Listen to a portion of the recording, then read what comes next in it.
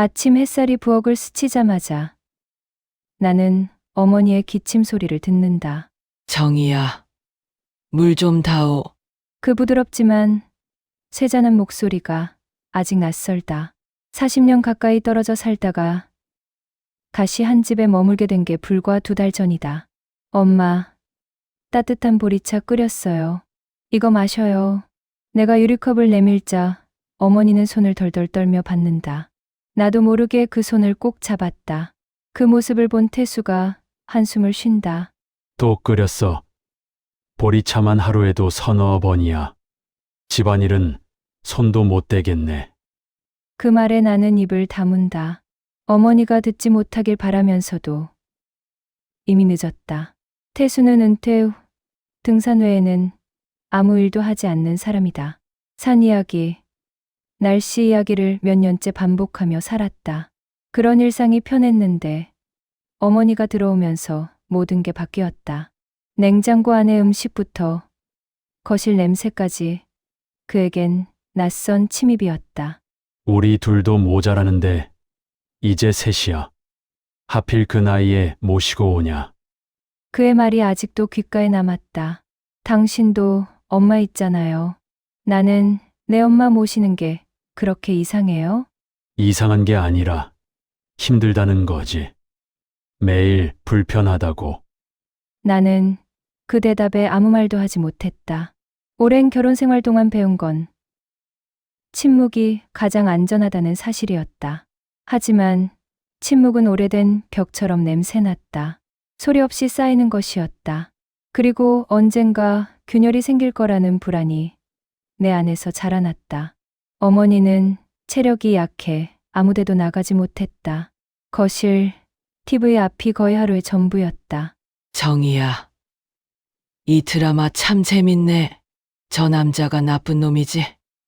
내가 고개를 끄덕이자 어머니는 아이처럼 웃었다. 그런데 그 웃음은 태수에게는 불쾌한 소음이었다. TV 볼 거면 볼륨 좀 줄여. 귀가 멍멍하잖아. 여보, 죄송해요.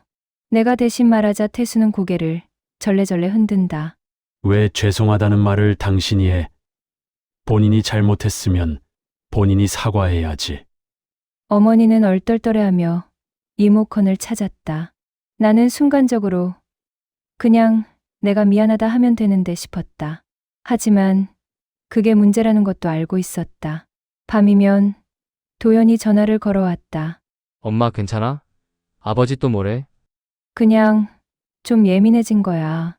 사람 나이 먹으면 다 그렇지. 엄마가 그렇게 다 참고 살면 결국 할머니도 다 느껴. 그 한마디가 마음을 찔렀다. 나는 미소를 지은 채 전화를 끊었지만 눈물이 났다. 그날 밤 태수는 말했다. 정희, 우리 이렇게는 못 살아. 나도 늙었어. 그런데 매일 눈치 보며 사는 게 지겹다. 나는 조용히 물었다. 그럼 어떻게 해야 해? 요양원이라도 알아봐. 그 말을 듣는 순간 내 속에서 오래 눌러왔던 무언가가 울컥 끓어올랐다. 그게 그렇게 쉬워요? 나한텐 하루하루가 답이 같아요. 하지만 태수는 대답하지 않았다. 며칠 동안 서로 말을 하지 않았다. 어머니도 눈치가 보였는지 식사 때마다 입을 다물었다. 정희야, 나 때문에 그런 거지? 나는 고개를 저었다. 아니에요. 엄마, 그냥 태수 씨도 힘든가 봐요. 내가 나가면 되겠지 뭐. 그 말에 가슴이 쿵 내려앉았다. 엄마, 그런 말 하지 마요. 나 형편없는 딸 되잖아요. 나는 도연에게 전화를 걸었다. 도연아, 내 외할머니 모시기 힘들다고 아버지가 요양원 얘기한다. 엄마, 그럼 잠시라도 우리 집에 오시게 해. 방 하나 있으니까. 너도 요즘 일 바쁘잖아. 애들도 어려. 그럼 아버지랑 같이 상담이라도 받아봐. 부모님 둘 다 지친 것 같아. 그날 저녁 식탁 위에 반찬 몇 가지가 덩그러니 놓였다. 태수는 밥을 반쯤 먹다 젓가락을 내려놨다. 난 요즘 밥맛이 없어. 그 말보다 무서운 건 그의 표정이었다.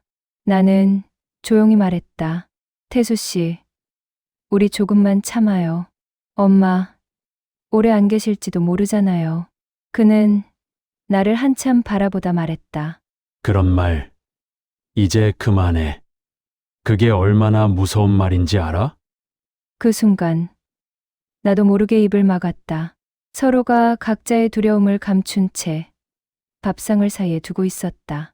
결국 어머니를 요양원에 모시던 날, 하늘은 유난히 맑았다. 어머니는 내 손을 꼭 잡고 말했다. 정희야, 너무 미안하다. 나도 내 삶의 짐이 되고 싶진 않았어. 엄마, 그런 말 하지 마요. 잠깐만 계시다. 금방 데리러 올게.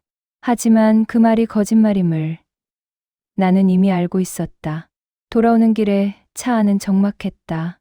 태수는 아무 말도 하지 않았고 나는 창밖만 바라봤다. 산으로 이어지는 도로가 눈에 들어왔다. 그가 늘 가던 산이었지만 이번에는 밉기만 했다. 그날 밤 밥상에 둘만 앉았다. 이제 좀 여유로워졌네. 그의 말에 순식간에 무언가 무너졌다. 당신은 정말 그렇게밖에 못해요? 뭘 그렇게 예민하게 굴어. 나도 편하려고 그런 건데. 나는 일어나 방으로 들어가 문을 잠갔다. 며칠 후 도연이 찾아왔다. 엄마 얼굴 왜 그래요? 괜찮아. 이제 조용하잖니. 조용한 게 꼭 좋은 건 아니에요. 그 말에 나는 처음으로 울음을 터뜨렸다. 어머니가 요양원에 간 지 3달이 지났다. 방문 뒤에는 여전히 같은 사람, 같은 공기, 같은 잠옷. 그러나 나는 달라져 있었다. 세탁기 돌아가는 소리가 허전했고 산책길에 바람이 차가웠다. 정희, 오늘도 밥 안 먹어? 입맛이 없어. 그럼 병원이라도 가자. 나는 고개를 저으며 말했다. 아니, 이제 다른 데 가려고. 당신이랑은 여기까지인 것 같아요. 태수는 얼굴이 굳었다. 갑자기 그게 무슨 소리야? 이제는 내가 뭘 위해 사는지도 모르겠어요. 엄마도 당신도 다 내가 감당하려 했는데 결국 아무도 행복하지 않잖아요. 그는 한참 말을 잇지 못했다. 며칠 뒤 나는 혼자서 요양원에 갔다. 어머니는 창밖을 바라보다 나를 보고 미소 지었다. 정희야, 잘 있었니? 네, 이제 저도 제 삶 좀 찾아보려고요. 그 말에 어머니는 고개를 끄덕였다. 그래, 너무 늦기 전에 그거 알아서 다행이다. 그날 집으로 돌아오며 나는 태수에게 짧은 쪽지를 남겼다. 그동안 고마웠어요. 우린 서로의 평화를 지켜주지 못했네요. 문을 닫을 때 오래된 집에서 조용한 한숨이 새어나왔다. 그리고 나는 처음으로 내 인생의 무게를 혼자 견디는 법을 배워야 한다는 걸 느꼈다. 한 가정의 엄마이자 친정엄마의 딸이기도 한 윤정이 이야기. 잘 들으셨나요? 평생 가족을 위해 달려온 그녀의 노년은 생각보다 고요하지 않았습니다. 남편과의 오랜 세월 속에서 쌓여온 침묵, 그리고 늙어가는 어머니를 다시 품에 안은 죄책감과 책임감. 이 두 감정 사이에서 정의는 매일 조금씩 부서지고 있었습니다. 딸의 입장에서 보면 어머니를 모시는 건 너무나 당연한 일이었지만 아내의 입장에서 보면 또 한 사람의 일상과 공간을 지켜야 하는 일이기도 했죠. 가족이라는 이름 아래 우리는 종종 서로의 희생을 당연하게 여깁니다.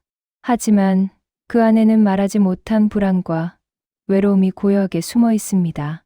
결국 정희는 자신을 잃지 않기 위해 오랜 결혼 생활을 떠나기로 합니다. 많은 것을 내려놓았지만 그 선택은 끝이 아닌 시작이었습니다. 누군가의 아내로, 누군가의 딸로 살아온 세월을 지나 이제는 윤정이라는 사람으로 남기 위한 결심이었죠. 우리 주변에도 윤정이처럼 가족이라는 이름 아래 자신을 뒤로 미룬 이들이 있습니다. 그들의 이야기가 더는 조용한 희생으로만 남지 않기를 바랍니다. 그리고 혹시 지금 이 순간 비슷한 자리에 서 있는 누군가가 있다면 이 말을 전하고 싶습니다. 당신의 삶은 누군가의 것이 아니라 오롯이 당신의 것입니다. 그 사실을 깨닫는데 늦은 때란 없으니까요. 지금까지 윤정희의 이야기였습니다. 시청해 주셔서 감사합니다.